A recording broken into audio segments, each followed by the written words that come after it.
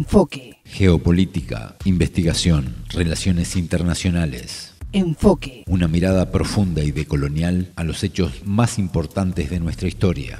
Enfoque. Comunicación articulada para el buen vivir. Pueblos con memoria. ¿Qué tan elitista es la COP29? ¿Estamos a tiempo de revertir el cambio climático? Los científicos dicen que no, pero sí podemos evitar su avance y encontrar un punto de equilibrio para los diversos ecosistemas del planeta. Bienvenidos, bienvenidas. Esto es Enfoque, con Alejandra Patrone y la producción de los pueblos y movimientos articulados en Avia Yala Soberana. En el programa de hoy vamos a poner nuestro foco, nuestra mirada en la realización de la COP29 junto a Pablo Ramírez, especialista de energía y cambio climático de Greenpeace, vocero además de la campaña de justicia climática, con quien vamos a desarrollar en profundidad este tema. El tema del día. El planeta atraviesa un momento crítico debido al aumento de los desastres naturales, el impacto de las cifras récord de temperaturas y la necesidad de descarbonizar para equilibrar el daño ambiental causado. El pedido de los científicos y ambientalistas para controlar la emisión de gases e invertir en energías renovables parece caer en saco roto. A esto se suman las diferencias económicas entre los países para afrontar los daños causados por el cambio climático en medio de grupos negacionistas que se enriquecen a costa del planeta mientras lo dan por muerto. En estos momentos se está realizando en Bakú, capital de Azerbaiyán, la Conferencia de las Naciones Unidas sobre el Cambio Climático 2024, también llamada COP29. La poca efectividad de los líderes políticos que allí se reúnen hasta el 22 de noviembre, líderes políticos y líderes mundiales, han generado un movimiento anti-COP que promulga la defensa del medio ambiente y de los territorios, entre otras medidas. La entrevista. Y a partir de este momento hacemos un contacto con México. Allí se encuentra nuestro entrevistado, Pablo Ramírez, especialista en energía y cambio climático de Greenpeace, vocero además de la campaña de justicia climática. Pablo, bienvenido, ¿cómo estás? Es un gusto recibirte a Enfoque. Hola Alejandra, muchísimas gracias por el espacio y un saludo a la gente que nos escucha. Se está realizando en Bakú, capital de Azerbaiyán, la cumbre del clima, la COP29, que reúne a líderes del mundo con el objetivo de que los países tomen acciones coordinadas contra el cambio climático. ¿Qué expectativa tenés de este encuentro? Pues mira, desde Greenpeace vamos a la COP de Bakú, esta COP29, con tres objetivos muy particulares, ¿no? El primero es poder instrumentar esto que se viene trabajando desde la COP28 sobre el Fondo de Pérdidas y Daños, que es el financiamiento, de dónde va a venir el dinero para poder financiar los impactos que ya se están viviendo en nuestros países eh, causados por el cambio climático, ¿no? Para esto, pues claramente lo que se ha venido haciendo en temas de financiamiento en las COPs anteriores, pues queda muy corto y se está poniendo una nueva meta, ¿no? Una meta que varía mucho, ¿no? Pero que se habla de más de $1 billón, ¿no? En fondos para poder llevarlos a los países que están siendo impactados, ¿no? Principalmente los países de la subglobal. El segundo objetivo que tiene mucho que ver con esto es quién tiene que pagar por esto, ¿no? Desde Greenpeace tenemos bastante claro que los causantes de la crisis son quienes tienen que pagar por esto, ¿no? Existe ahora mismo una campaña a nivel global por parte de Greenpeace que se llama Que los que contaminan paguen y se enfoca particularmente en las industrias más contaminantes, que es principalmente la industria fósil y compañías muy particulares, ¿no? Que se le llaman carbon majors, que son aquellas compañías responsables de la gran mayoría de las emisiones de gas de efecto invernadero desde la época postindustrial, ¿no? Y un tercer punto que para nosotros es fundamental es la reelaboración de las contribuciones nacionalmente determinadas, ¿no?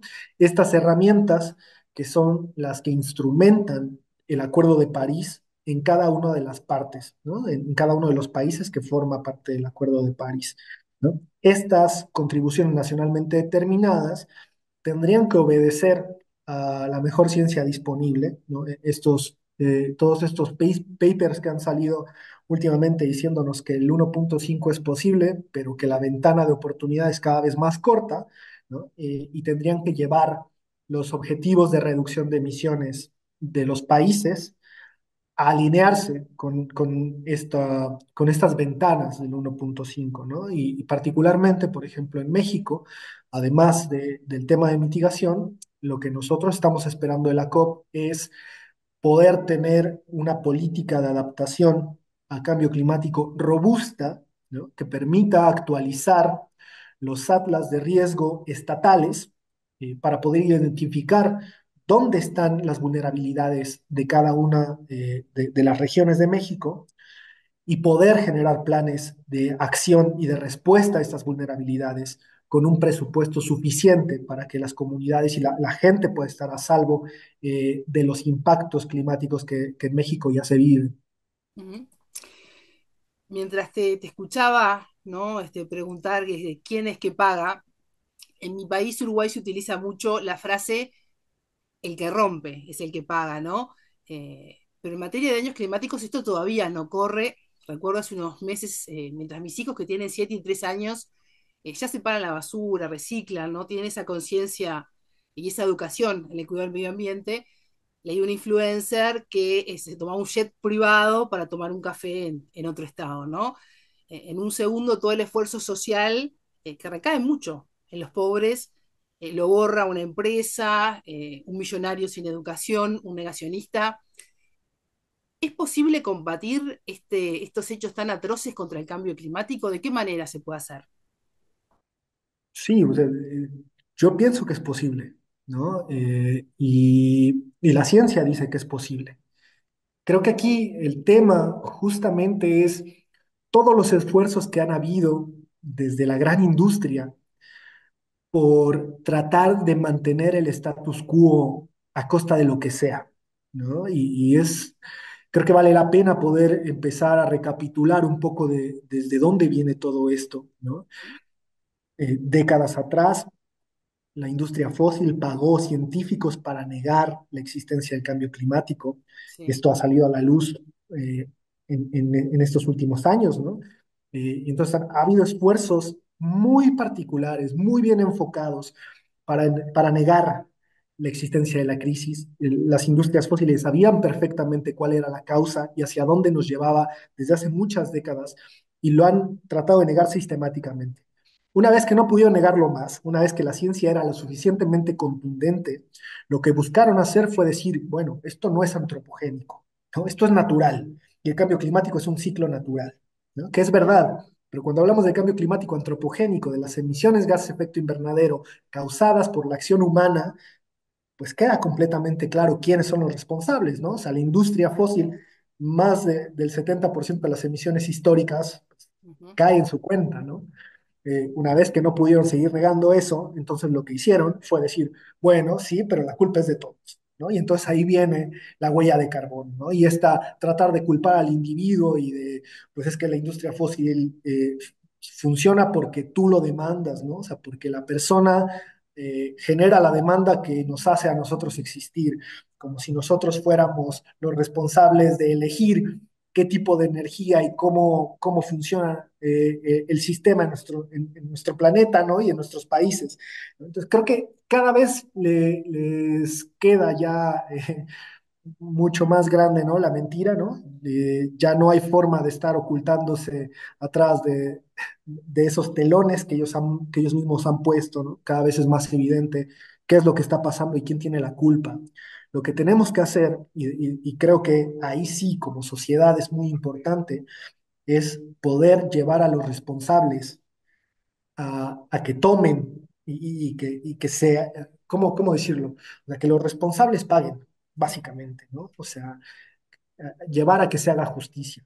Y esto se ha tratado de hacer de muchas formas. Se ha tratado de hacer a través de las cortes, se ha tratado de hacer a través de la movilización pública, ¿no? O sea, hemos visto en los últimos años un creciente número de movimientos de jóvenes por el cambio climático, ¿no?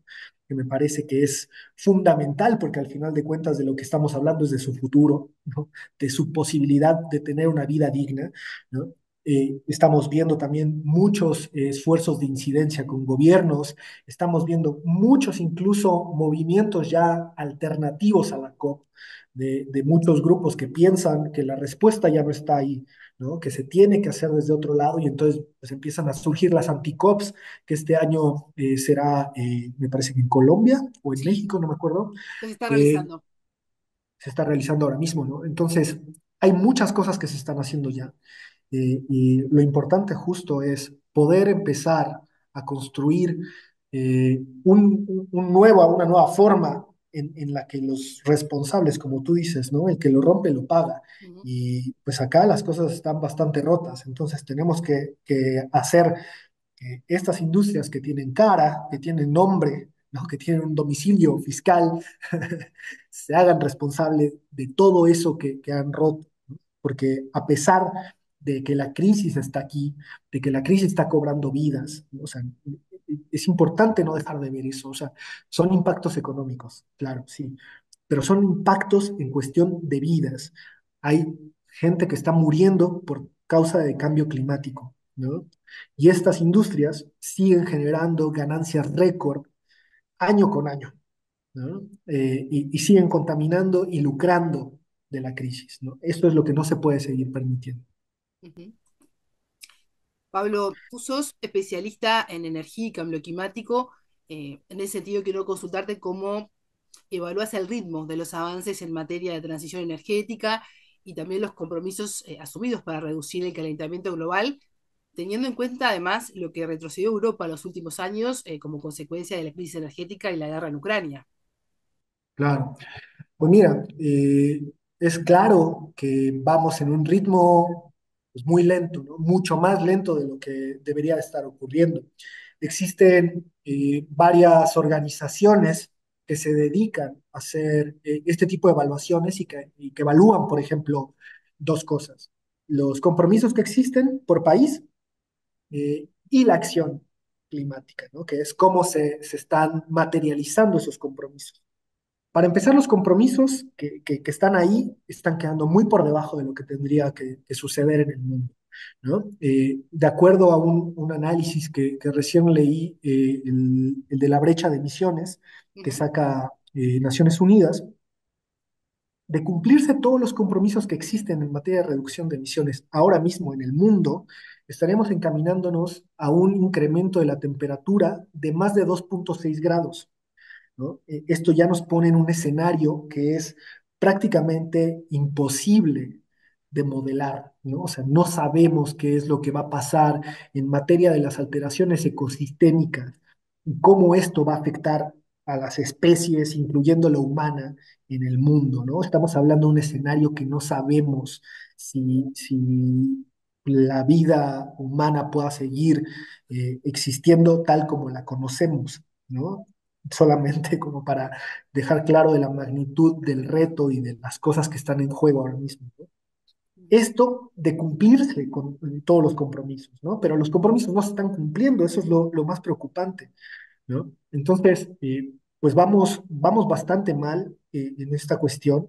Las metas de transición, que están muy alineadas con las metas de mitigación, pues tampoco van al ritmo que se necesita.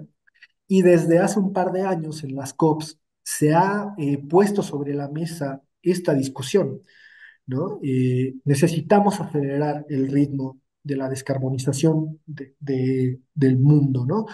Y necesitamos hacerlo de una manera justa, ¿no? O sea, venimos de un sistema fósil que es sumamente injusto, no solamente en los impactos y en las implicaciones que tiene el propio modelo extractivo, ¿no? Sino incluso también en cómo se reparte la ganancia y cómo se reparte la energía que sale de ese modelo extractivo, ¿no? En nuestros países latinoamericanos, El tema de pobreza energética es un tema sumamente relevante que pocas veces se habla cuando se habla de transición energética, ¿no? Entonces, a nosotros nos interesa mucho poner el dedo sobre la llaga en términos de, pues sí, ¿no? La aceleración que necesitamos en cuestión de reducción de emisiones, pero también hacia dónde nos lleva este nuevo modelo, ¿no? Este nuevo modelo no necesita, hacia dónde vamos, el reto no es un reto tecnológico, ¿no? La tecnología ya existe. Lo que necesitamos es replantear un modelo que es injusto.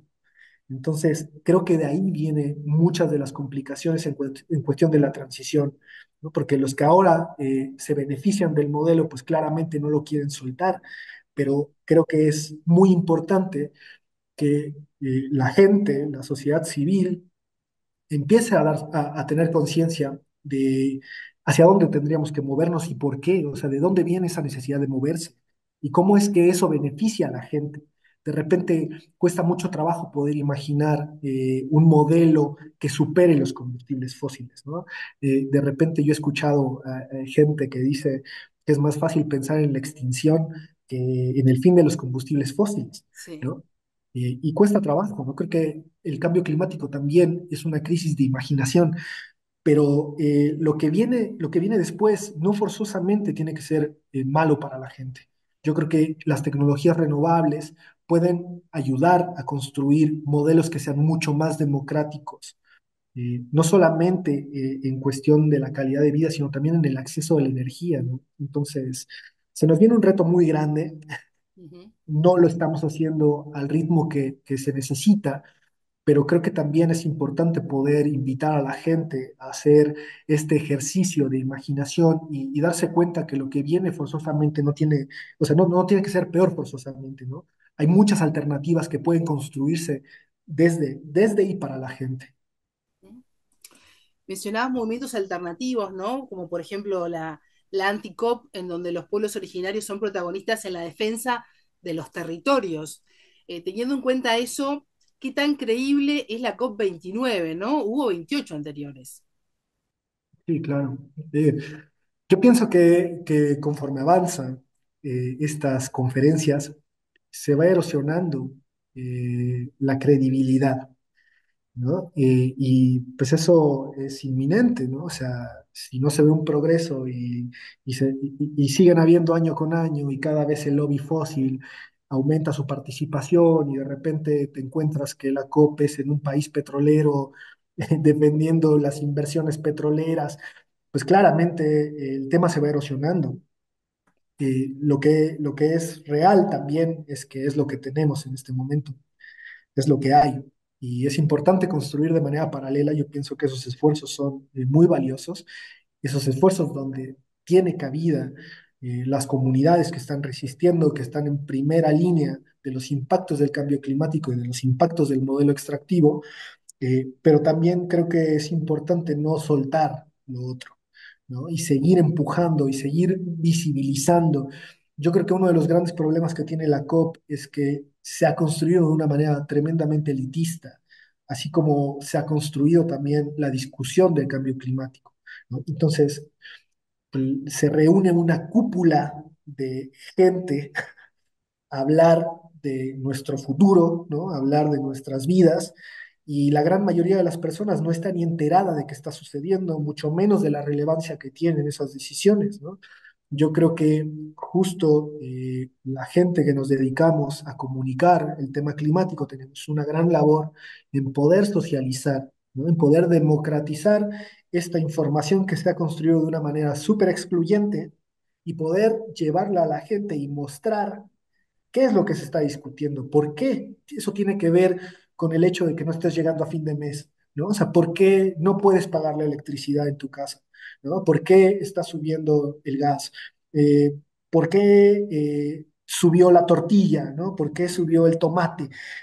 A ese nivel es que tenemos que bajar el tema del cambio climático, porque el cambio climático está ahí, ¿no? Es el trasfondo de muchas de esas cuestiones, ¿no? Pero ahora mismo está totalmente desconectado. Entonces, creo que el éxito de estos esfuerzos multilaterales radicará también en qué tanto se puede involucrar la gente en estas exigencias, ¿no? Y no solamente mandar una delegación que nadie sabe quién es, que nadie sabe para quién está negociando a estos eventos, sino poder verdaderamente involucrar a la gente y construir estas exigencias y estas agendas de una manera mucho más participativa en las sociedades de nuestros países.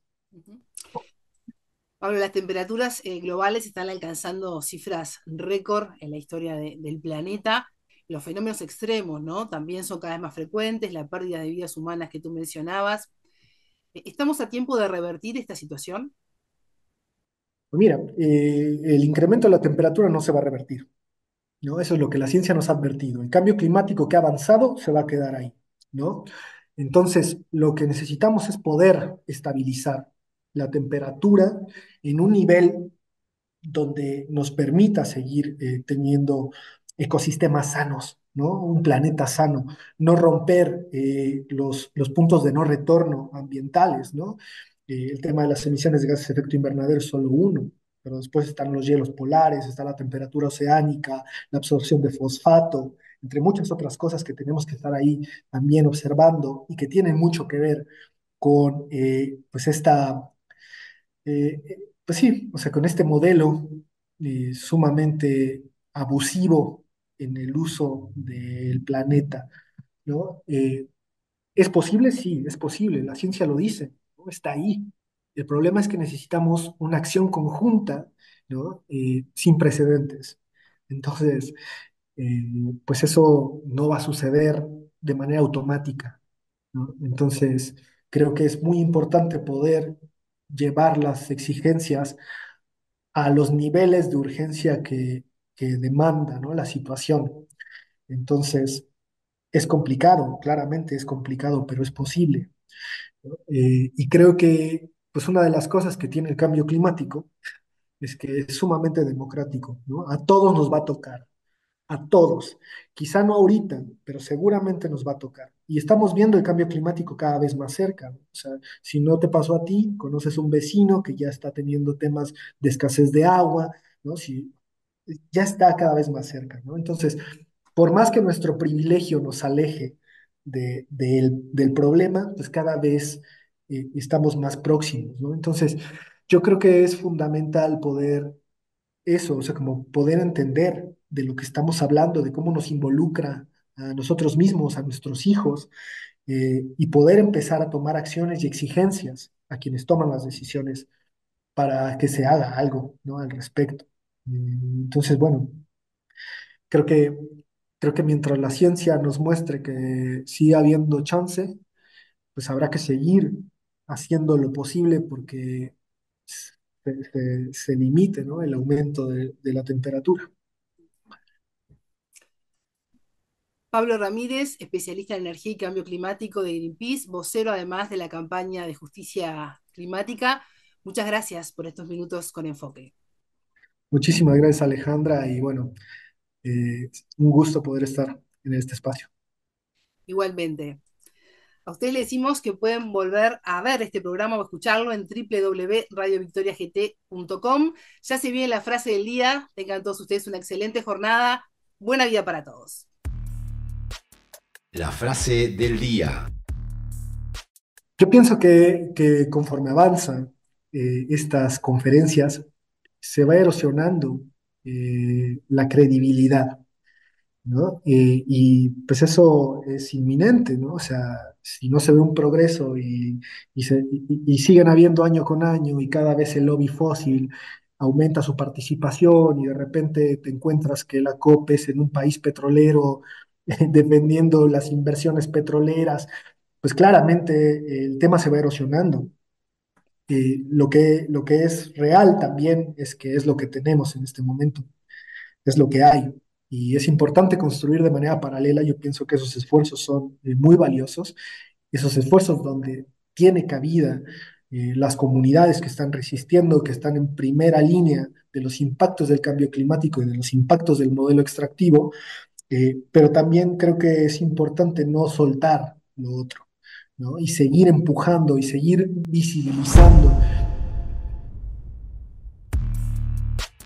Enfoque, con Alejandra Patrone y la producción de los pueblos y comunidades articulados en Abya Yala Soberana para www.radiovictoriagt.com. Radio Dignidad de Honduras, Codecá Guatemala, Abya Yala Soberana, Minca Comunicaciones de Argentina, Rondas Campesinas de Perú y Radio Victoria de Guatemala.